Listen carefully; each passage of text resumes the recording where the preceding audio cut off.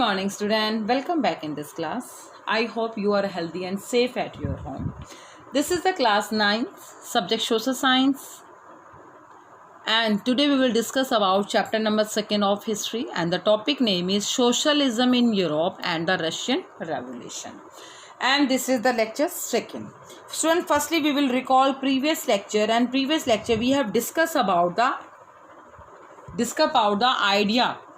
idea of liberty, fraternity and the democratic right we had received from the French Revolution. And socialism is a vision. According to the socialism, all persons are equal. And in 18th century, socialism came to in Europe, and after that the Russian Revolution had occurred in Russia. So student, let's start. And firstly, today we will cover some topic, and firstly we will discuss about different groups. Student, you know, after the French Revolution, new group had opened in European countries such as radicals, conservative and liberals. And after that we will discuss about the coming of socialism to Europe. Socialism is a vision. According to the socialism, all persons have equal rights. And socialism coming in Europe in 18th century, and support for socialism. And then we will discuss about the Russian Revolution, and then we will solve some questions. That question I have assigned in previous lecture, and last I will give some question in your homework. So student, let's start. And firstly we will discuss about different groups. Student, different groups in Europe countries, different types of different groups were emerged in 18th century. Liberals, radicals and conservative. Liberals means those groups who wanted to change the society, and they suggested to change the society and supported the idea based on tolerance of all religion, and they respect all religion, and they wanted to safeguard the rights of individual against the government. But liberals were not democrats, and they did not favor universal franchise, and they favored voting rights only for men, not for women. And radicals means those persons who change the society, and they provide freedom to all citizens. And the student, they suppose the government based on majority, but they oppose the privilege system by birth, and they supported universal franchise. And conservative, they oppose the view of radicals and liberals, and they oppose the idea of change, but they wanted change but at a slow pace. Student, liberals, radicals और conservative European countries में 18th century में 3 अलग अलग types के group बने, जिसमें क्या अलग अलग विज़न के, अलग अलग सोच को मानने वाले लोगों की इसमें क्या ग्रुप बने, लिबरल्स बोलते जो लिबरल्स को बोलते हैं उदारवादी यानी कि जो क्या सोसाइटी को चेंज करना चाहते हैं, सभी रिलीजन को वो रिस्पेक्ट करते हैं, लेकिन वो सबको राइट टू वोट देना उनको क्या है, वो उसका प्रोविज़न नहीं बनाते, वो नहीं चाहते कि सबको इक्वल राइट्स मिले। आगे रेडिकल्स आते हैं। रेडिकल्स जो होते हैं जो कंट्री को चेंज करना चाहते हैं, जो फ्रीडम प्रोवाइड करना चाहते हैं, राइट्स प्रोवाइड करना चाहते हैं, लेकिन इन्होंने रेडिकल्स में भी क्या सभी को इक्वल राइट्स प्रोवाइड किया, वुमेन्स को भी राइट टू वोट प्रोवाइड किया। लेकिन कंजर्वेटिव इन दोनों के अगेंस्ट थे। वो चाहते थे कंट्री में ज़्यादा चेंज नहीं होने चाहिए। स्टार्टिंग में बहुत वो अपोज किया उन्होंने लिबरल्स और रेडिकल्स का, लेकिन बाद में वो एग्री हुए कि कंट्री में या कुछ क्या है चेंज होना चाहिए, लेकिन जो चेंज होना उसको क्या है वो स्लो पेस में हो, एकदम हमें क्या है न्यू चीज़ों को अडॉप्ट ना करके पुरानी चीज़ों की हमें रिस्पेक्ट करनी चाहिए, और हमें क्या है जो चेंज करना है उसको जो प्रोसेस है वो धीरे धीरे होनी चाहिए। तो these were 3 groups emerged in European countries in 18th century. So student, we will discuss the coming of socialism. Student, socialism is a vision according to the socialism. All persons have equal rights and they have equal rights to get equal income, equal opportunity and equal rights to vote. And by the mid of 19th century in Europe, socialism was a well-known body of idea that attracted wide attention. Many people believe in the idea of socialism because they wanted to change the society. So many people attract the vision of socialism.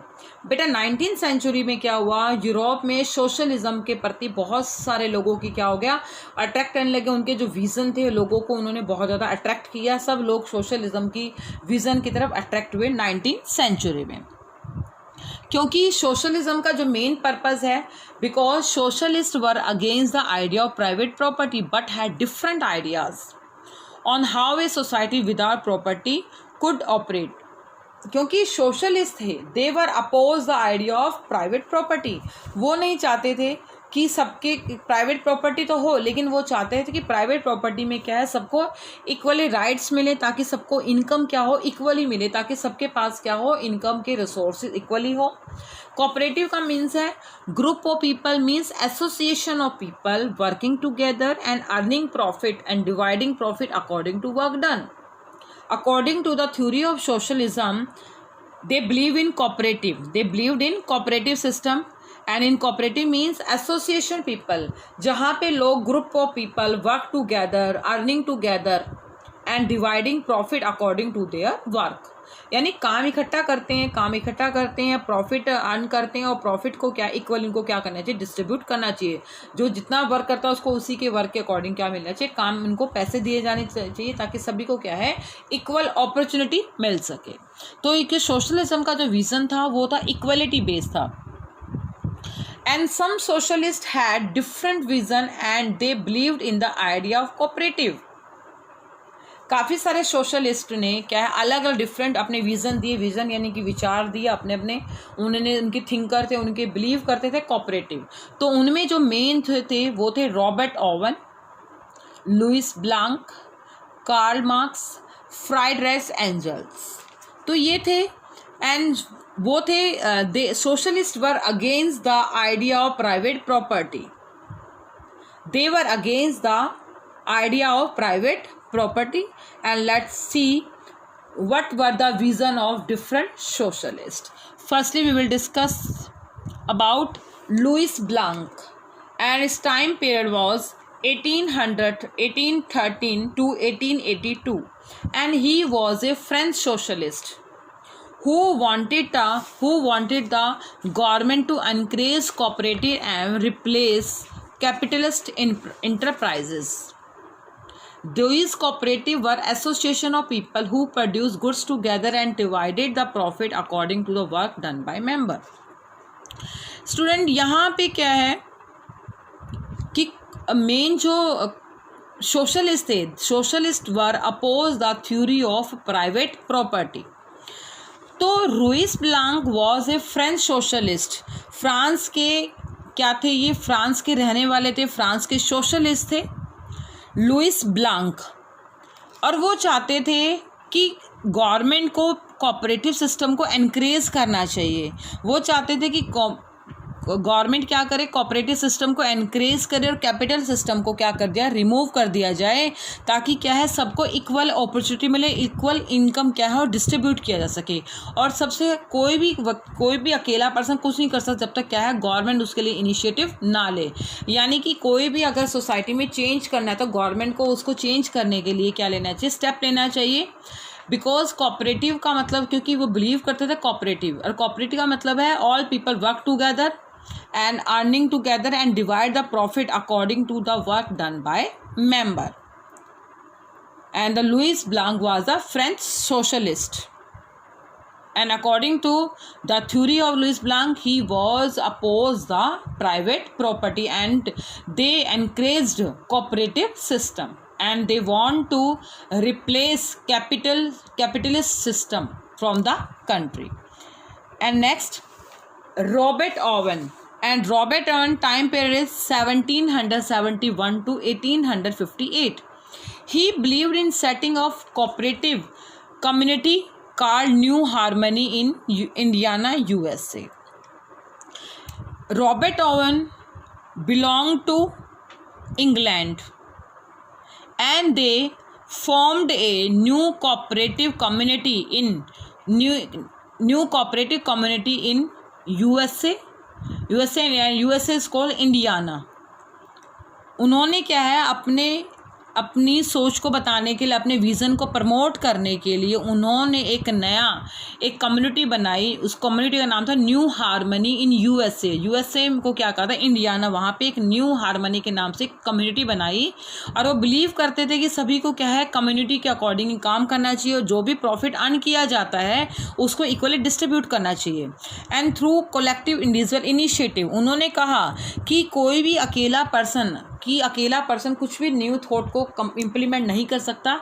हमें कोई भी work है वो collectively individual initiative.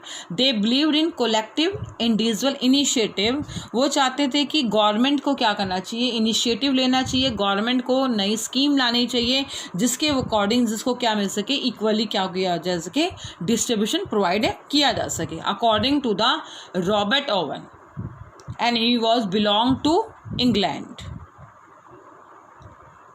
Okay, and after that we will discuss about Karl Marx. And the Karl Marx time period was 1818 and 1818 to 1883. And according to the Karl Marx, industry society means capitalist. वो मानते थे कि capitalist किसको मानते थे, industrialist society को क्या मानते थे, कैपिटलिस्ट. वो कहते थे कि उनका जो मेन जो था, ही believe that industrial society was capitalist.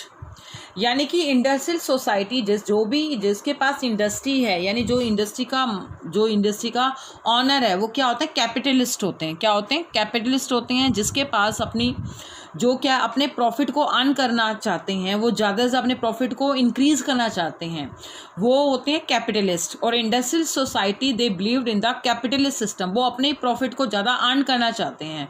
And the profit of capitalist who produce by worker. आपको पता है स्टूडेंट, वर्कर्स ही क्या करते हैं, फैक्ट्रीज में वर्क करते हैं. उन्हीं की मेहनत, उन्हीं की लेबर, उन्हीं के पेन के द्वारा ही किया जाता, प्रोडक्शन पॉसिबल हो पाता है.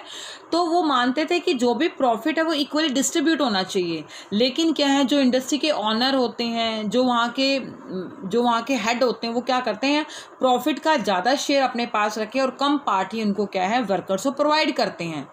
तो इसलिए वो कहते थे industry society belong to capitalist. उनका मानना था कि जो आपका इंडस्ट्री सोसाइटी है वो कैपिटलिस्ट है और जो मोस्टली जो इनकम अर्न की जाती है वो की जाती है वर्कर्स के द्वारा, क्योंकि वर्कर ही क्या करते हैं, बहुत ज़्यादा वर्क करते हैं तो अभी प्रॉफिट अर्न होता है. लेकिन कैपिटलिस्ट में जो ऑनर हैं, यानी जो हेड ऑफ द इंडस्ट्री होते हैं, वो ज़्यादा प्रॉफिट अर्न करते हैं और वर्कर्स को काफ़ी कम सैलरी प्रोवाइड करते हैं. And according to the theory of Karl Marx, the condition of worker could not improve till the profit was accumulated by private capitalist. और वो कहते थे जब तक लोग कैपिटलिस्ट के पास ज़्यादा से ज़्यादा प्रॉफिट इकट्ठा होगा, प्रॉफिट एक्यूमुलेट होगा, तब तक वर्कर की कंडीशन को इम्प्रूव नहीं किया जा सकता. यानी कि जब तक वर्कर्स को अच्छी सैलरी प्रोवाइड नहीं की जाएगी, उनको इक्वलिटी अपॉर्चुनिटी प्रोवाइड नहीं की जाएगी, जब तक उनकी कंडीशन को इम्प्रूव नहीं किया जा सकता. क्योंकि जो कैपिटलिस्ट हैं they want to increase their own profit. Okay, तो वो कम से कम सैलरी प्रोवाइड करते हैं वर्कर्स को, इसलिए वर्कर की जो कंडीशन थी वो क्या होती है, काफ़ी बैड होती है. इसी वजह से वो क्या चाहते थे, चेंज चाहते थे. एंड नेक्स्ट है, worker had to overthrow capitalism and the rule of private property. वो चाहते थे और उसने क्या किया, वो चाहते कि कभी सुधार नहीं होता और अपने कंडीशन को, वर्कर्स को अपनी कंडीशन को इम्प्रूव करने के लिए दे हैड टू ओवरथ्रो. उनको कैपिटलिज्म सिस्टम को कंट्री से रिमूव कर देना चाहिए और रूल और प्राइवेट प्रॉपर्टी के रूल को भी क्या करना चाहिए, कम कर देना चाहिए. यानी प्रॉपर्टी का जो पार्ट है वो सब में इक्वली डिस्ट्रीब्यूशन होना चाहिए. And he believe that to remove capitalism worker had to construct a radically socialist controlled. और वो चाहते थे कि कंट्री में से कैपिटल सिस्टम को ख़त्म किया जाए, सोशलिज्म आए या कम्युनिस्ट सिस्टम आना चाहिए. वर्कर हैज़ टू कंसर्न, और वर्कर्स को मिलके क्या है, सोशलिस्ट कंट्रोल, रेडिकली यानी जहाँ पे इक्वल सबको अपॉर्चुनिटी मिले, इक्वालिटी हो, फ्रीडम हो, ऐसे सोसाइटी को कंट्रोल करना चाहिए। And this give birth to, और इसी वजह से एक नए आइडिया को क्या मिला, प्रमोट किया गया, एक नया आइडिया दिया, कम्युनिस्ट सोसाइटी होता है कि जो पर्सन वर्क करते हैं उन्हीं के अकॉर्डिंग क्या किया जाए, उनको प्रॉफिट डिस्ट्रीब्यूट करना चाहिए, यानी कि जो व्यक्ति काम करते हैं और वो प्रॉफिट उसी में डिस्ट्रीब्यूट होना चाहिए, ना कि किसी और के पास। एक communist society was the natural society the future according to the Karl Marx. वो मानते थे कि जो कम्युनिस्ट सोसाइटी है वही क्या है, कंट्री का फ्यूचर है, according to the Karl Marx. वो ये कहते थे, कम्युनिस्ट का मतलब होता है कि वो चाहते थे कि आने वाले टाइम में कंट्री में कम्युनिस्ट सोसाइटी ही क्या करे, रूल करे। और उनको बिलीव था कि आने वाले टाइम में जो कंट्री में जो रूल चलेगा वो कम्युनिस्ट सोसाइटी का ही चलेगा, क्योंकि उसी पे क्या उनका जो कम्युनिस्ट सोसाइटी है वो उसी को क्या मानते थे, पावरफुल मानते थे, कार्ल मार्क्स। और वो चाहते थे कि प्राइवेट प्रॉपर्टी को बिल्कुल क्या कर दिया जाए, रिमूव कर दिया जाए। नेक्स्ट है बेटा Friedrich Engels, and according to the and his time period was 1820 to 1895, and he suggested that workers have to remove capitalism and the rule of private property।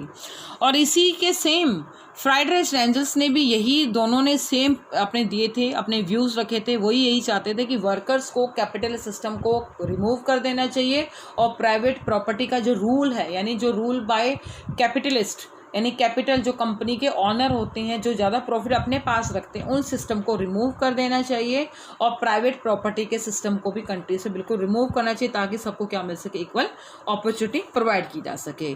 तो ये सारे जो विज़न थे, जो आपने विज़न पढ़े, आपने जैसे हमने किया Robert Owen, Louis Blanc, Karl Marx and Friedrich Engel. तो these were same theory and they were opposed the theory of private property, okay, and they wanted to change the society, and they want to change the society, they want to capitalism and remove the private property rule। तो student ये जो सारे vision थे वो चाहते थे कि यहाँ से प्राइवेट प्रॉपर्टी का सिस्टम बिल्कुल क्या हो जाए, ख़त्म हो जाए और कंट्री में क्या आ जाए, सोशलिज्म आ जाए। अब देखिए next, support for socialism. Socialism को सपोर्ट करने के लिए क्या किया गया कि काफ़ी सारे लोगों ने इसको सपोर्ट किया। तो देखिए by the 1870 the spread of socialist idea through Europe led to the formation of international body, example the second international. तो उन्होंने क्या है, उस सोशलिस्ट सिस्टम को प्रमोट करने के लिए यूरोप में एक नई इंटरनेशनल बॉडी, एक अपना ग्रुप बनाया, एक अपनी क्या एक ग्रुप बनाए, कम्युनिटी बनाई, और उसको ग्रुप का नाम रखा गया सेकंड इंटरनेशनल। क्या नाम रखा है उसका, सेकंड इंटरनेशनल। सोशलिज्म को सपोर्ट करने के लिए एक नया फॉर्मेशन बनाया, इंटरनेशनल लेवल पे एक ग्रुप बनाया, उस ग्रुप का नाम रखा गया second international by the socialist. And the student, the Association of workers like social democratic parties and labor party began to be formed in England and Germany। और क्या है, सोशलिज्म को प्रमोट करने के लिए काफ़ी सारे लोगों ने क्या अलग अलग क्या बनाए, ग्रुप बनाए, जैसे कि एसोसिएशन ऑफ वर्कर, यानी groups of worker like social democratic party were formed in England and labour party began to be formed in Germany. यानी कि इंग्लैंड में पार्टी बनी सोशल डेमोक्रेटिक पार्टी, और जर्मनी में जो पार्टी बनी उसका पार्टी बनी लेबर पार्टी। सोशलिज्म आइडिया को आगे प्रमोट करने के लिए अलग अलग कंट्रीज़ में क्या बनाए गए, ये सारी पार्टीज़ बनाएगी। और इन पार्टीज़ का मेन जो पर्पस था, उनका तो पर्पस था, क्योंकि आपको पता है इंडस्ट्री रेवोल्यूशन आने की वजह से वर्कर की जो कंडीशन बहुत ज़्यादा बैड थी, तो इसीलिए उन्होंने अपने ग्रुप बनाए ताकि सबको क्या इक्वल अपॉर्चुनिटी प्रोवाइड की जा सके। उनका मेन पर्पस था, they were form because to improve the working and living condition of worker, they want to change the condition of worker. उनका लिविंग उनका जो हाउसिंग सिस्टम था, सैनिटेशन सिस्टम था, कंडीशन थी, उसको इम्प्रूव करना चाहते थे, इसीलिए उन्होंने क्या किया था, ये स्टार्ट किया था। And second, they set up funds to help member workers in difficult time. और उन्होंने आपस में मिलकर they set up fund to help member work in different times, कि किसी भी पर्सन को अगर कोई प्रॉब्लम है तो उसको क्या है फाइनेंशियल हेल्प प्रोवाइड करना, इकोनॉमिक के हेल्प प्रोवाइड करने के लिए उन्होंने फंड क्या के कलेक्ट करना स्टार्ट कर दिए ताकि सबकी क्या हो सके, हेल्प कर सके। And they demanded reduction of working hours and right to vote, और उन्होंने डिमांड की कि जो वर्किंग आवर्स उसको क्या किया जाए, कम किया जाना चाहिए और सबको, and they want to equal right to vote all man and women, और उन्होंने डिमांड रखी कि जो वर्किंग आवर्स है वो काफ़ी कम हो और सबको क्या मिल सके, राइट टू वोट प्रोवाइड किया जा सके। तो इसलिए उन्होंने क्या रखे थे, अपने अपने ग्रुप बनाए थे, लेबर पार्टी जर्मनी में, सोशल डेमोक्रेटिन, ओके तो अलग अलग ग्रुप बनाए गए जिसके अकॉर्डिंग उनका मेन पर्पस था कि यूरोप में सभी लोगों जो वर्कर्स हैं उनकी पावर को एनहांस करना, एनहांस करना, उनको इक्वालिटी प्रोवाइड करना। And by 1905 socialist and trade unionist formed a labour party, तो 1905 में socialist and other trade union ने मिलकर एक अपनी पार्टी बनाई in Britain and socialist party in France. Labour party उन्होंने ऑर्गेनाइज की, अपनी पार्टी फॉर्म की वहाँ ब्रिटेन में, और एक सोशलिस्ट पार्टी बनाई उन्होंने फ्रांस में, अपने विज़न को प्रमोट करने के लिए, सोशलिज्म के आइडिया को प्रमोट करने के लिए अलग अलग कंट्रीज़ में अलग अलग पार्टीज बनाई गई। However, till 1914, socialists did not succeed in forming a government in Europe. But बेटा लेकिन 1914 तक socialists did not succeed, वो सक्सीड नहीं हो पाए अपनी गवर्नमेंट बनाने में। लेकिन क्या है, वो उनकी कोई भी गवर्नमेंट फॉर्म नहीं हो पाई, लेकिन socialist were represent by strong figures in parliamentary politics, but government continue to be run by conservative liberals and radicals. लेकिन उन्होंने पार्लियामेंट्री फॉर्म में अपने बहुत सारे रूल्स को चेंज करा, उन्होंने बहुत सक्सेस हुए, उन्होंने नए नए रूल अप्लाई किए, नए नए रूल्स फॉलो करवाए, अपने नए स्ट्रॉन्ग फिगर पार्लियामेंट में नए नए अपने पॉइंट्स रखे, और उन्होंने काफ़ी सारे चेंज किए पार्लियामेंट्री सिस्टम में। लेकिन क्या है, वो गवर्नमेंट अपनी पार्टी की गवर्नमेंट को नहीं, अपनी पार्टी की गवर्नमेंट नहीं बना पाए, और जो गवर्नमेंट वहाँ पे जो गवर्नमेंट जो बनाई गई थी वो बनाई गई थी कंजर्वेटिव, लिबरल्स और रेडिकल्स। लेकिन क्या है, पार्लियामेंट्री सिस्टम में चेंज करवाने में सबसे ज़्यादा जो मेन रोल था वो था सोशलिस्ट का। लेकिन अभी वो सक्सेस नहीं हो पाए क्योंकि ज़्यादा लोगों ने अभी इनको इतना प्रमोट नहीं किया था। इसी वजह से जो न्यू गवर्नमेंट 1914 में जो भी गवर्नमेंट वहाँ फॉर्म हुई थी, तो वहाँ पे उस गवर्नमेंट कंजर्वेटिव, लिबरल्स और रेडिकल्स थे। तो इस प्रकार सोशलिज्म आने से बहुत सारे क्या हुए, चेंजेस हुए थे, और काफ़ी सारे लोगों ने क्या किया था, सोशलिज्म को सपोर्ट किया था, क्योंकि सभी लोग मोस्टली ये चाहते थे वर्किंग आवर्स कम किया जाए, वर्किंग कंडीशन को इम्प्रूव किया जाए। इसलिए उन्होंने क्या किया था, सोशलिस्ट सिस्टम को इनको प्रमोट किया था। आगे देखिए बेटा, आगे नेक्स्ट है द रशियन रेवोल्यूशन। देखिए बेटा, अभी तक तो हमने क्या, सोशलिज्म इन यूरोप, कि सोशलिज्म यूरोप क्या था, विज़न था। उसके बाद सोशलिज्म आने के बाद रशिया में कौन कौन सी रेवोल्यूशन हुई, क्या क्या इफ़ेक्ट हुए, तो अब देखिए कैसे। रशियन में 2 रेवोल्यूशंस, जो मेन रेवोल्यूशन थी वो 2 हुई थी। एक तो सबसे पहले जो हुई थी मेन, जो थी फरवरी में और अक्टूबर में, उनको कहा जाता है February revolution and October revolution. And February revolution में क्या हुआ कि सोशलिज्म आने के बाद जो रशिया में क्या हुआ, फरवरी 1970 में the decline of monarchy, monarchy mean rule by king, monarchy system को रिमूव कर दिया गया और उसको नाम से जाना जाता उसको जाना जाता है February revolution. And October revolution में क्या हुआ, जो socialist took over the government in Russia through the October revolution. उसके बाद क्या है, बाद में सोशलिस्ट ने बाद में वहाँ पे रशिया में गवर्नमेंट फॉर्म की, यानी अपनी खुद की गवर्नमेंट फॉर्म की। तो जब वो गवर्नमेंट अक्टूबर में फॉर्म हुई तो उस वाली रेवोल्यूशन को कहा जाता है अक्टूबर रेवोल्यूशन। तो ये 2 मेन इंसिडेंट है जो रशियन रेवोल्यूशन को सिग्निफिकेंस करती है, अक्टूबर और फरवरी में। फरवरी की रेवोल्यूशन में मोनार्ची सिस्टम को रिमूव किया गया, और अक्टूबर के रेवोल्यूशन में रशिया में वहाँ पे क्या हुआ, रशिया में न्यू गवर्नमेंट फॉर्म हुई, उसमें क्या है, सोशलिस्ट, यानी सभी को इक्वल राइट्स प्रोवाइड करने वाली गवर्नमेंट क्या हुई, वो बनाएगी, और उस रेवोल्यूशन को कहा जाता है अक्टूबर रेवोल्यूशन। आगे student, the Russian empire in 1914। अब हम पढ़ते हैं रशियन एम्पायर, रशियन का जो उसका साम्राज्य था, एम्पायर था, कौन कौन सा एरिया उनमें था।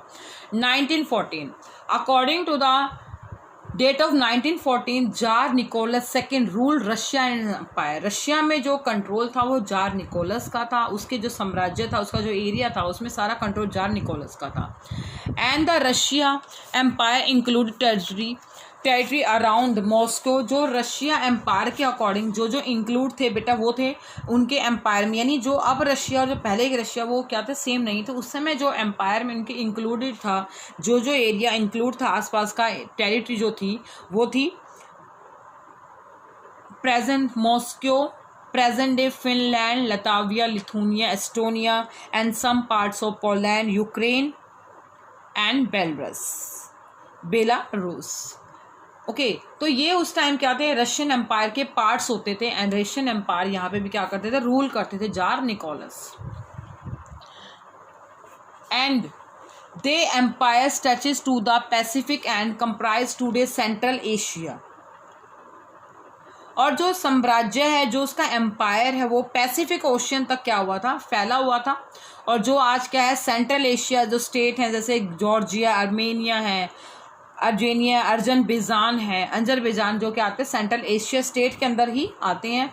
एंड द मेजॉरिटी रिलीजन, और जो रशियन रेवोल्यूशन में जो रशियन में थी उस समय जो रिलीजन थे, जो धर्म अलग अलग धर्मों को मानने वाले थे, उसमें थे ऑर्थोडॉक्स क्रिश्चियनिटी यानी क्रिश्चियन धर्म को मानने वाले, कैथोलिक्स थे, प्रोटेस्ट थे, मुस्लिम थे और बुद्धिस्ट थे। इन धर्मों को मानने वाले वहाँ पे लोग रहते थे। रशियन रेवोल्यूशन मोस्टली जो इसी सारे जो इस साम्राज्य में यानी एम्पायर में रहने वाले जो मेन अलग अलग धर्मों को मानते थे, जैसे अलग ऑर्थोडॉक्स क्रिश्चियनिटी को मानने वाले थे, मुस्लिम थे, some peoples were Buddhist religion, some was Catholics and some was Protestant. Okay so these are the Russian revolution, Russian empire in 1914। तो स्टूडेंट जो रशियन रेवोल्यूशन जो हम उसको सिग्निफिकेंस करते हैं वो मोस्ट इम्पॉर्टेंट है। वो 2 रेवोल्यूशन हुई थी हमारी 1917 में, फरवरी में और अक्टूबर में। फरवरी में हुई तो मोनार्की सिस्टम की डिक्लाइन हो गई थी, और 1917 में जब हुई तो सोशलिस्ट गवर्नमेंट बनाई गई थी, तो उसको हम कहते हैं अक्टूबर रेवोल्यूशन।